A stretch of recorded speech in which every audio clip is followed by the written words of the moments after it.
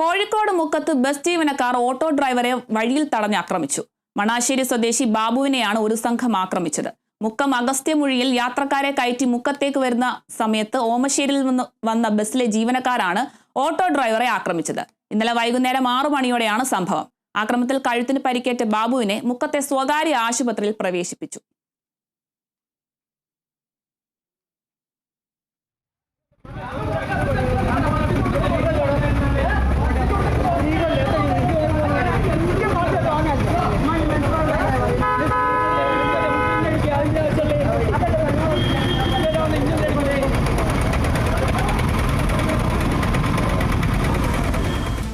പെരുമ്പടപ്പുന്ന് മുക്കത്തേക്ക് പോരുമ്പോൾ 2 സ്ത്രീകൾ കൈ കാണിച്ച് മുക്കത്തേക്ക് പോകണം എന്ന് പറഞ്ഞപ്പോൾ ഞാൻ അവരെ കയറ്റി വന്ന് കുറച്ച് മുന്നോട്ട് തന്നെ ബാക്കിൽ ബസ് വന്നിട്ടുണ്ട്, ഒരു ബസ്.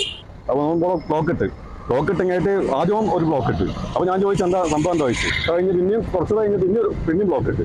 അതിൽ ഞാൻ ബാക്കിൽ നിർത്തിയപ്പോൾ കണ്ടക്ടർ ഇറങ്ങി ഒന്നും കേട്ട് എന്നോട് പറയുന്നത് ആളെടുക്കാണോ ചോദിച്ചു.